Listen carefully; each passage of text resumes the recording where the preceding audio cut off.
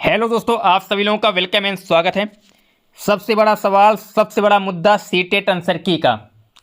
इस बार की आंसर की जो है बहुत बड़ा मुद्दा हो गई है। उसका कारण भी है कि इतना परेशान करने वाली, इतनी उलझाने वाली आंसर की है कि लोग परेशान हैं। सबसे बड़ा सवाल है, किसी के 82 हैं, किसी के 90 ओबीसी है और जनरल है।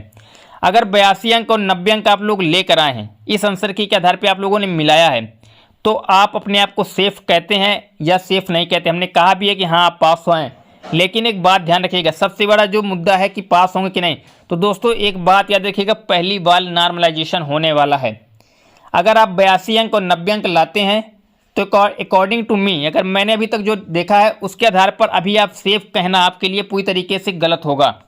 एक बात और, इस थंबनेल को देखकर आप लोगों ने क्लिक किया है, इस थंबनेल के आधार पर आप लोग ये वीडियो को देख रहे हैं, तो पहले समझिएगा सीटेट आंसर की 2021 का जो सबसे बड़ा मुद्दा है, क्या सबसे बड़ा उलटफेर होने वाला है, सीटेट के रिजल्ट में क्या उलटफेर है। सबसे पहले आपको बता दें कि दोस्तों जब तक सीटेट जो रिजल्ट जारी होगा, जो सीटेट का रिजल्ट को लेकर सबसे बड़ा उलटफेर ये है कि सीटेट का रिजल्ट जो जारी होगा वो नॉर्मलाइजेशन के आधार पे जारी किया जाएगा। अगर आप 82 और 90 अंक लेकर आए हैं, बॉर्डर लाइन पे हैं, तो आपको अभी पूरी तरीके से जब तक रिजल्ट नहीं आ जाए वेट करना चाहिए, क्योंकि आपके अंक ऊपर नीचे हो सकते हैं, इसकी संभावना काफ़ी ज़्यादा है। एक सबसे बड़ा मेजर सवाल जो आंसर की आई है सीटेट की, उस सीटेट के आंसर की में लोग 5-5, 10-10 क्वेश्चनों को बता रहे हैं कि गलत है। 29 तारीख वाले पेपर को 2 लोगों ने भेजा और कम से कम 1000 से ज़्यादा मैसेज आए थे। व्हाट्सएप पे भी कह रहे हैं कि मेरा रिप्लाई नहीं दिया, मेरा रिप्लाई नहीं दिया, मेरा नहीं मिला है। तो सभी का मिलाना संभव नहीं है किसी भी हाल में। हम नहीं, बड़े बड़े यूट्यूबर भी आपका पेपर नहीं मिलाते हैं।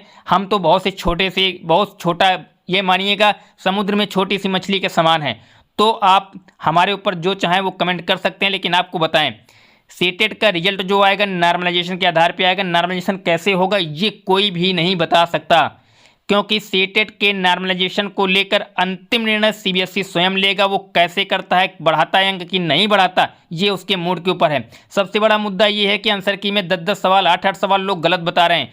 उसका कारण क्या है गलत बताने का? सबसे बड़ा गलत बताने का जो कारण है वो है हिंदी और इंग्लिश का वर्जन। हिंदी वर्जन में क्वेश्चन का आंसर विकल्प दूसरा है हिंदी का, और इंग्लिश का जो वर्जन है उसमें विकल्प दूसरा है। तो आपका जो आंसर चेक होगा अकॉर्डिंग टू इंग्लिश वर्जन में के आधार पे आपको अंक मिलेंगे। अगर आप लोगों ने हिंदी वर्जन से किया है और आप लोगों ने आंसर सही भी किया है तो आपको इंग्लिश वर्जन के आधार पे अंक मिलेंगे।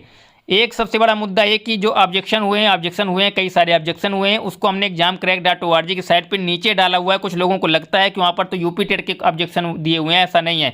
नीचे पेपर दिए हुए हैं, वहाँ पे जाके चेक करेंगे examcrack.org। तो पहली पोस्ट में सबसे निचले भाग में आपको पेपर के स्क्रीनशॉट दिखेंगे सीटेट वाले, जिनको ऑब्जेक्शन के लिए भेजा गया है।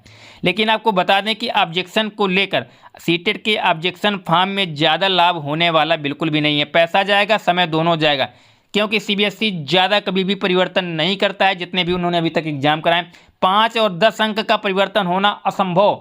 ये मानिएगा सीबीएसई का जो इतिहास है उसके अकॉर्डिंग 5-10 अंक का परिवर्तन करना सीबीएसई के लिए असंभव है। एक चीज़ केवल हो सकती है, एक परिवर्तन, वो है अपडेट 21 तारीख वालों का। 21 जनवरी का जिसका पेपर था, जिसके पैसेज में परिवर्तन है और क्वेश्चन आंसर में दिक्कत है, यानी पैसेज दूसरा है और क्वेश्चन आंसर दूसरे हैं। उसमें जरूर सीबीएसई स्वयं अपडेट करके देगा, उसमें आपत्ति करने की कोई ज़रूरत नहीं है आप लोगों को। इस बात को ध्यान रखिएगा, क्योंकि सीबीएसई किसी भी जो भी रिजल्ट देता है, जो भी आंसर की देता है, वो लगभग आप मान सकते हैं 99% उसके आंसर की ऑथेंटिक और सही होती है, क्योंकि आप अपने आधार पर उस चीज़ को चेक करते हैं। लेकिन सीबीएसई के जितने भी वो टीचर्स होते हैं वो अपने आधार पर चेक करते हैं। तो इसलिए किसी भी चीज़ के लिए परेशान ना हो, जल्द ही आपकी आंसर की फाइनल देखने को मिल जाएगी, इसलिए वेट करें उसका।